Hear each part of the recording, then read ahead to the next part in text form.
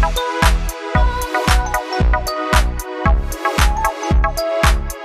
kelas 1 ya. Waktu kita SD kelas 1 itu kan kita diajarin menulis oleh guru yang sama. Medianya sama, caranya sama, tapi endingnya satu kelas gak ada yang sama, bukan? Ya. Iya. Apa tuh yang menyebabkan begitu? Ya. Next. Grafologi hadir untuk menjawab itu semua karena tulisan tangan itu kan kita nggak request tulisan itu harus bagaimana kan terbentuk dengan begitu saja kan, itu yang menarik. Dan dulu pertama kali saya tertarik untuk belajar ilmu ini memang sebenarnya untuk kepentingan saya menghandle anak-anak saya. Anak saya 2 laki-laki yang menurut saya laki-laki itu cara komunikasinya kurang transparan ya. Mereka itu kayaknya kalau butuh bantuan itu benar-benar urgent sehingga membuat saya kurang siap gitu loh. Jadi saya belajar ilmu ini setidaknya saya menjadi seorang ibu yang lebih sakti sedikit gitu ya. Itu tujuannya. Oke. Saya memang bergerak di bidang grafologi ini sejak 2009 ya. Dan saya berhasil menguasai grafologi dari 3 lembaga yang berbeda, bukan karena saya pandai, tetapi karena kepentingan anak-anak. Ya, sehingga apa yang saya inginkan saya harus dapat. Akhirnya saya belajar di Cambridge School of Graphology. Grafologi ini sebenarnya ada lembaga formalnya, seperti sekolah seperti umumnya. Ya, saya belajar pun 3,5 tahun hanya untuk title diploma, gitu aja. Lalu untuk orang Indonesia yang belajar di Cambridge School of Graphology hingga detik ini cuma 2. Saya dan ada satu lagi, beliau orang Jogja, seorang psikolog lulusan UGM. Ya, saya bukan psikolog, jadi grafologi bukan ilmu yang berhubungan dengan psikologi, semua orang bisa mempelajari gitu. Dan saya juga masih beruntung mulai 2015 saya bisa masuk ke membernya UK dan sampai detik ini cuma saya doang orang Indonesia di sana. Gitu. Ya, jangan menuduh saya pandai, bukan, ini kata bonus ya. Lalu grafologi itu ilmu yang memang bisa dilihat untuk melihat karakter penulisnya. Tetapi seiring dengan waktu saya menyadari bahwa grafologi tidak bisa berdiri sendiri. Harus ada, apalagi saya menghandle klien. Klien itu kan case-nya banyak banget ya, beraneka ragam. Itu yang membuat akhirnya saya berinisiatif mengkombinasikan grafologi dengan ilmu-ilmu yang lain termasuk ilmu coaching. Coaching itu untuk pengembangan diri, membuat klien itu pindah state supaya dia nggak fokus ke negatifnya doang gitu ya. Dan ilmu-ilmu yang saya kuasai semua terkait sama grafologi. Semua ilmu yang saya combine ke grafologi saya akan pelajarin sampai ujung. Itulah mengapa saya juga trainer di intuitive coaching, saya trainer di power of number ya, karena itu tujuannya. Oke. Sekarang saya lagi proses untuk belajar metafisika Cina. Itu bisa dikombin ke grafologi. Meskipun agak berbelit karena itu literaturnya kan banyak pakai bahasa roh. Ya, itu saya butuh waktu. Oke, grafologi itu bagusnya begini. Kalau saya ya sampai detik ini, saya bisa membantu klien itu benar-benar secara nggak terdistract dengan cerita klien. Semua orang yang butuh bantuan atau konseling atau apa selalu bercerita versi dia. Saya tidak akan ikutin, saya akan tetap pakai grafologi karena itu yang sebenarnya klien butuhkan. Dan seringkali orang-orang itu melihat tentang case-nya dia itu salah kasih label. Contoh deh ya, saya pernah ada klien seorang eksekutif ya, dia agak merasa risau karena seringkali di label sebagai seorang yang sombong. Dia nggak merasa sombong ya, istrinya juga mengatakan dia sombong, dia harus berubah, cuman dia nggak tahu berubahnya dari mana ya. Tapi dari tulisan tangan saya tahu sombongnya nggak ada, yang ada narrow minded itu ya hampir sama kayak sombong, cuman kan improve-nya beda gitu ya. Itu yang membuat akhirnya kalau saya membantu siapapun, saya tidak mungkin sharing tentang teorinya kan, saya langsung eksekusi gitu kan. Itu yang seringkali membuat saya dilabel sebagai orang cenayang. Ya, tapi nggak apa-apa. Anda bisa pelajari ilmu ini agar kita sama-sama dituduh sebagai cenayang. Ya, oke. Ini benefitnya grafologi banyak banget supaya Anda juga melihat kita itu nggak bisa hanya percaya dalam tanda kutip ya, percaya dengan penilaian orang sekitar kita, sekalipun itu orang tua. Tidak ada orang yang mengenal diri kita kecuali kita sendiri. Ya, jadi tulisan tangan itu Anda butuhkan supaya Anda punya kacamata yang berbeda. Ya, oke. Next. Grafologi kalau di lembaga yang saya ikutin di UK itu bisa mengcover semua ini. Rekrutmen sama pemilihan jurusan itu caranya sama. Karena setiap posisi, setiap jurusan itu pasti membutuhkan karakter yang berbeda. Ya, kalau Anda tidak punya grafologi, nanti ada slide berikutnya kekacauan apa yang akan terjadi. Termasuk tentang itu loh, di sini ada tulisannya security check. Security check itu memang agak seram karena di grafologi itu ada satu lecture yang harus dipelajarin tentang kriminalitas dalam tulisan tangan. Itu juga dulu membuat saya effortnya agak kenceng karena saya tidak punya background kepolisian, jadi saya kurang ada feel untuk begitu. Waktu itu soal yang diberikan adalah seorang ibu yang melaporkan 2 anaknya meninggal karena apa gitu, ternyata ibu itu yang membunuh. Ya, dan itu real case. Jadi waktu kita diuji untuk begitu, itu yang membuat deg-degan karena case-nya yang terjadi di sana harus sama dengan analisa saya. Gitu ceritanya. Dan bukan cuma security check, termasuk potensi kelainan seksual, tulisan tangan bisa membantu. Tapi jangan khawatir, hari ini saya tidak akan buka untuk itu. Anda boleh tulis ya. Nah, kalau itu kan itu red flag ya. Terus ada grafologi yang forensik yang bawah. Forensik itu apa? Grafologi forensik itu adalah ilmu tulisan tangan yang khusus membuka tentang pemalsuan dokumen. Itu gak gampang, dan dulu saya belajar forensik juga karena sudah terlanjur basah ya, jadi saya terusin aja sampai ujung gitu ya. Ternyata ilmu forensik baru saya gunakan kemarin menganalisa tulisan Verdi Sambo. Verdi Sambo waktu pertama kali keluar itu ya, statement tentang permohonan maaf ya. Banyak sekali grafolog yang muncul menganalisa Sambo adalah A, B, C, D gitu kan. Apa yang terjadi? Itu bukan tulisan Sambo. Bukan tulisan Sambo. Setelah saya kasih statement bahwa itu bukan tulisan Sambo dengan beberapa pembuktian ya, karena itu harus pakai forensik. Setelah itu nggak ada lagi yang online untuk kasih statementnya. Karena forensik memang tujuannya untuk itu, pemalsuan tanda tangan dan pemalsuan tulisan tangan termasuk tulisan kaleng. Ya, ada ilmunya. Jadi ilmu ini bukan pakai kira-kira, dan itu akan diukur derajatnya. Itu pun satuannya milimeter. Dan satu tulisan kalau untuk pembuktian pemalsuan harus di zoom sampai 200-400 kali. Itu pun ada mikroskop digitalnya. Jadi nggak main-main, ya. Oke. Saya belajar gitu 1,5 tahun untuk forensik, ternyata kepake cuma 5 menit. Oke. Lalu apa dong bedanya? Kan grafologi dibilang untuk melihat karakter seseorang lewat tulisan tangan. Apa bedanya dengan psikotes? Kan psikotes sudah familiar, ya kan? Tetapi untuk saya, ini dua ilmu ini bisa dikombin. Tidak ada mana yang lebih unggul, tidak. Karena semuanya buatan manusia, tidak ada yang sempurna. Semuanya harus dikombin. Kalau saya, psikotes bagus.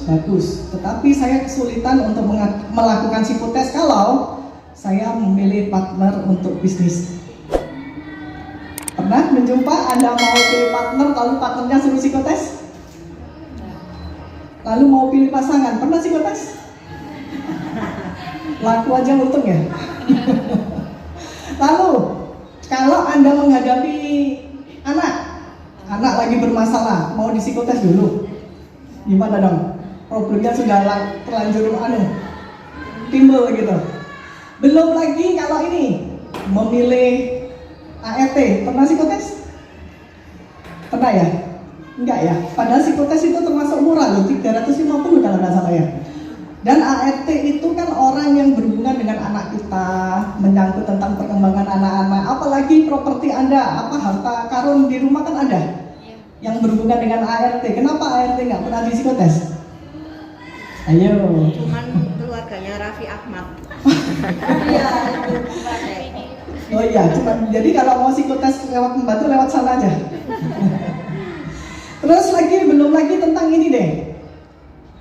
Kalau kita punya pasangan hidup, kalau kita punya pasangan hidup kan pasti satu set kita akan punya ipar, apalagi yang namanya mertua. Bagaimana Anda menyesuaikan diri dengan mertua kalau mertuanya harus psikotes?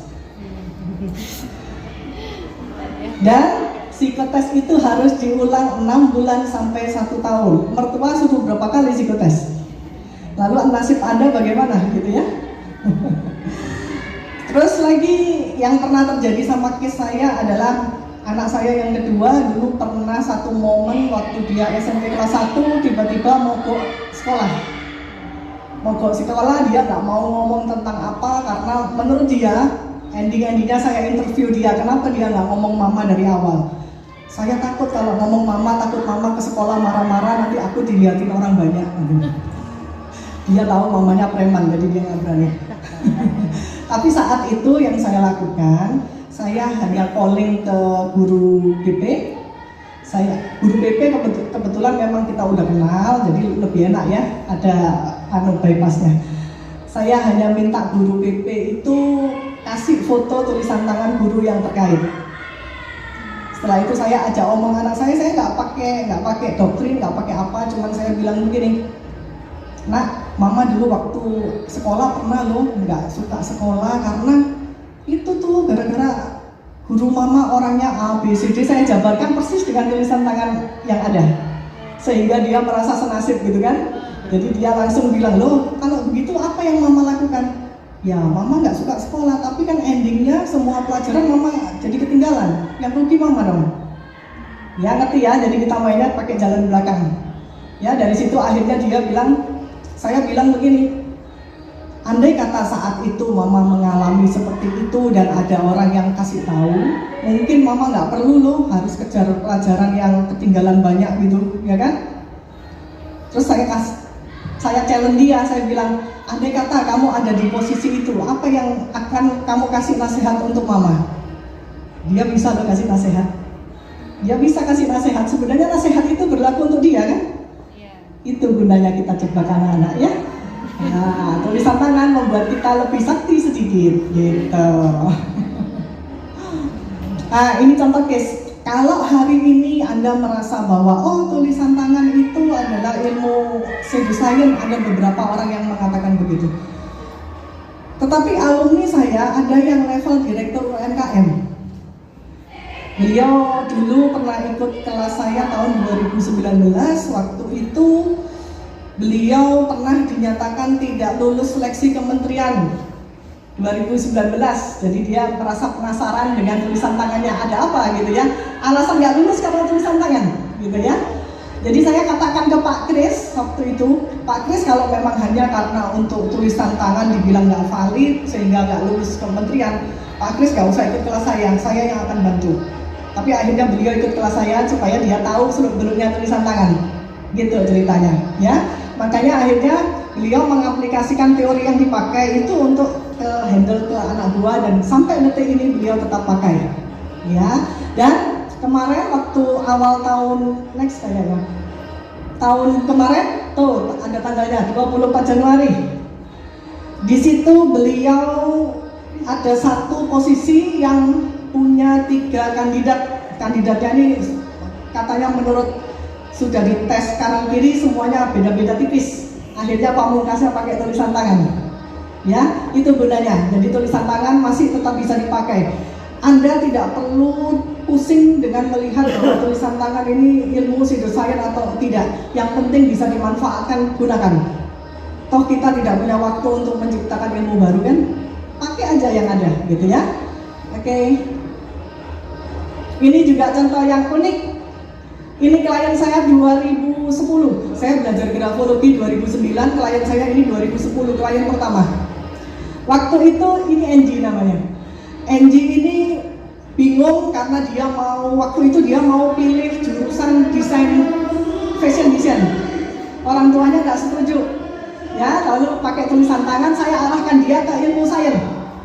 Marah nih anak ini marah sampai marah sampai 3 bulan, 6 bulan marah karena dia merasa nggak dapat support. Ya, terus mama papanya percaya dengan analisa saya karena saya sudah detailkan kenapa ini begini saya detailkan. Akhirnya sama orang tuanya dipaksa dia untuk mendaftar di fakultas tentang stem cell di sana gitu ya. Meskipun dia marah tapi dia akhirnya di sana. Akhirnya dia lulus semua kuliah. Jadi tulisan tangan itu bisa membantu. Kadang-kadang kalau untuk pemilihan jurusan itu seringkali kan kita ikut teman ya, ikut teman atau jurusan yang lagi tren. Itu bahayanya. Tapi percayalah, kalau untuk jurusan yang kan secara garis besar ada yang ilmu kreatif, ada ilmu sains. Kalau yang kayak begitu pasti benang merahnya lebih kelihatan, gitu ya. Oke. Lumayan kan? Tapi sekarang dia sudah mulai mengerti bahwa itu memang yang terbaik untuk dia. Ilmu ini meskipun banyak orang yang masih tidak mempelajari, tetapi ada juga banyak orang yang sudah mengetahui. Saya sudah ada di media-media begitu sudah mulai kemarin. Next, di Metro TV juga 2018. Ya, jangan ikut berita burung yang nggak tahu burungnya siapa yang mengatakannya. Jadi pelajarin aja yang gunakan untuk kehidupan kita. Oke? Yuk. Saya juga pernah ada di Ubaya 6 kali event untuk itu kuliah kamu ya. Tapi ada waktu gathering dengan partner Ubaya juga saya mengisi di sana. 6 kali di Ubaya, lumayan. Di UC pernah 1 kali, cuman fotonya saya cari nggak ada. Oke, next deh. Ini di Semarang. Sekolah apa saya lupa. Sekolahnya di daerah Demak, Semarang. Oke, tulisan tangan. Bagaimana tulisan tangan ini bermanfaat untuk kita? Yo, next. Tulisan tangan kenapa sih bisa digunakan? Karena Anda harus tahu bahwa untuk pikiran manusia itu ada 2 item besar ini. Ini biasanya setiap orang tahu kok. Ada pikiran sadar, ada pikiran bawah sadar. Pikiran sadar, next. Pikiran sadar itu kita pakai saat kita sekolah. Saat kita ujian itu pakai segala sesuatu yang kita berpikir dengan sebab akibat itu pakai pikiran sadar. Pikiran bawah sadar itu memegang peranan next 88 sampai 90%. Dan tulisan tangan ada di bawah. Berikutnya. Tulisan tangan kenapa ada di bawah? Karena Anda menulis pakai pengulangan. Segala sesuatu yang Anda ulang pasti masuknya pikiran bawah sadar. Yang diulang itu bukan cuma dilakukan, yang didengar, yang dilihat itu sama. Makanya kalau iklan itu kan begitu. Anda sering lihat apa produk sabun cuci. Orang kalau spontan ditanya sabun cuci baju apa, selalu jawabnya itu kan. Nah, itu karena sudah masuk pikiran bawah sadar. Begitu juga dengan pasta gigi, begitu juga dengan air minum gitu ya. Itu semuanya pakai pengulangan. Oke, lalu berikutnya. Kalau Anda memang mau tahu tentang folder dalam pikiran bawah sadar, mau nggak mau lewat tulisan tangan, ini lebih efektif. Karena kalau Anda harus berada di lembaga, ya mungkin 1 kali bisa, tapi berikutnya foldernya bertambah atau berkurang Anda nggak tahu kan? Ya, kalau tulisan tangan kan tinggal ditulis gitu doang, gitu. Ya. Nah, di sini dibilang tuh gelombang otak itu kan ada 4. Ini gelombang otak yang lama, yang baru kan udah ada tambahan lagi 2 ya. Yang gelombang otak di sini ada alfa. Alfa itu ada menulis. Next. Gelombang alfa itu gelombang otak pikiran bawah sadar yang pertama kali. Ya, jadi yang dimaksud menulis di sini adalah menulis yang Anda bisa lakukan spontan, bukan saat Anda melakukan kaligrafi atau apa itu. Menulis hias itu enggak, karena saat kaligrafi menulis hias itu Anda menulisnya pakai pikiran sadar. Kalau ini kan Anda yang spontan itu yang sambil telepon Anda bisa nulis, sambil ngobrol Anda nulis, itulah ya, itu yang bisa dianalisa. Berikutnya, kalau secara tulisan tangan dibilang tuh, tulisan tangan itu sebenarnya adalah tulisan otak. Otak Anda yang meng-create, tangan hanya ngeluarin doang. Tangan kalau nggak ada syaraf kan nggak bisa bergerak. Syaraf kan monitor apa penggeraknya dari otak, gitu ceritanya. Ibaratnya kalau Anda nggak mau pusing dengan teori ini, Anda tinggal next, lihat tentang printer dan laptop. Laptop itu yang meng-create, printer hanya ngeluarin doang. Terus itu ada alat mendeteksi gempa kan juga begitu. Alatnya tinggal ngeluarin doang. Getarannya kan ada sudah dirasain, gitu ceritanya. Oke, next. Nah, tulisan ini pernah lihat kan tulisan kayak begini? Kalau Anda dihadapkan dengan dua tulisan ini, entah itu untuk memilih ART, entah itu memilih guru, anak-anak, Anda pilih yang atas atau bawah? Yuk, pilih mana? Nominasinya cuma dua ini. Ini bisa sebagai guru anak-anak deh. Mau pilih yang atas atau bawah? Bawah. Kenapa? Ya, seringkali bilang karena rapi ya. Tapi tulisan tangan, apakah yang rapi selalu baik? Belum tentu. Nanti kita bahas. Oke. Barometer, bukan barometer, apa? Salah satu cara yang sering saya gunakan, yang sering saya sorotin adalah bagaimana Anda atau anak-anak menulis tentang huruf T. Huruf T perhatikan mulai dari sekarang karena ini benar-benar nanti akan jadi bumerang. Huruf T kalau kemarin Anda diajarin penulis halus dan tulisan itu sampai detik ini Anda pegang masih nggak apa-apa. Tapi kalau sudah diimprove dan itu nggak baik, itu yang harus Anda cepat-cepat berubah. Tulisan tangan kalau kayak begini, T yang ada di bawah. Next, ada di contoh berikutnya. Yang kayak begini nih. Semua goresan yang terlalu sering dikeluarin, yang selalu sering nampak, itu akan menjadi karakter yang dominan dan pasti akan mempengaruhi kualitas hidup Anda. Kalau huruf T kayak begini, sekian banyak huruf T dan semuanya ditulis di bawah. Orang ini apa endingnya? Orang ini jangan disuruh untuk mencoba hal baru yang dia merasa nggak bisa. Dia belum coba, dia akan merasa nggak bisa. Meskipun secara akademik dia baik, tetapi misal dia merasa jagonya matematika. Saat ada olimpiade kimia, dia disuruh coba, dia nggak akan mau. Dia maunya cuma matematika doang, gitu. Kesulitannya apa? Nanti saat masuk dunia pekerjaan, dia juga enggan untuk pindah posisi. Maunya di situ doang. Perkara gaji naik atau tidak nggak urusan. Gitu. Toh Anda lihat ya, teman-teman kita yang dulu jago akademik belum tentu untuk urusan pekerjaan jago juga kan? Salah satu tulisan tangannya juga akan menghambat. Oke. Yang ini kemarin ada yang tahu ini case apa?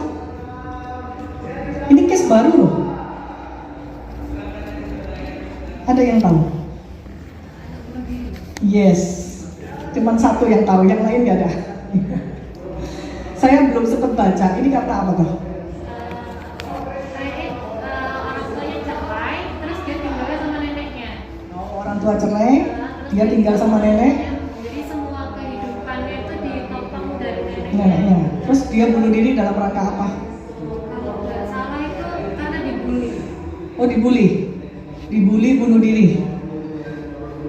Yang saya lingkarin hindari, karena huruf T benar-benar itu akan membuat huruf T itu T itu kan dibuat dari dua goresan, vertikal sama horizontal. Horizontalnya itu bicara tentang willpower, tentang tekad Anda, tentang Anda bagaimana menghadapi tantangan, bagaimana Anda menahan stres untuk menyelesaikan masalah. Kalau T barnya bermasalah, ya ini dampaknya begitu. T-bar ini terlalu imut karena ini kan tulisan tangan ada standarnya. Dia nulisnya terlalu di bawah standar. Padahal kalau dilihat dari tulisan ini, anak ini harusnya bukan anak yang bandel. Itu dia nulisnya cenderungnya ukurannya sama. Orang ini pasti nggak bandel. Tapi memang orang nggak bandel biasanya melo ya. Gitu ya. Apalagi dia dilahirkan sebagai generasi strawberry. Strawberry tantangannya kan itu resilient. Ya kan, strawberry itu begitu brojol langsung dapat fasilitas yang semuanya serba enak gitu ya.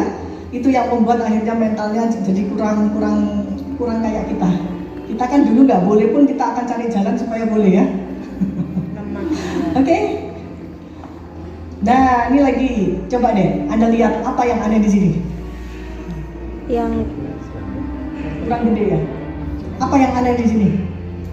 huruf C. Huruf apa? C. C. Dan tidak. C-nya kenapa? Oke, kenapa G? GM, enggak jadi G.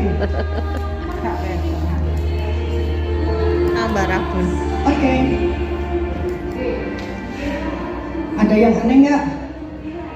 Bukan masalah jelek atau bagus. Kalau jelek dan bagus itu bukan tugasnya grafologi. Oke, next deh. Huruf ini tidak punya titik pada huruf I-nya.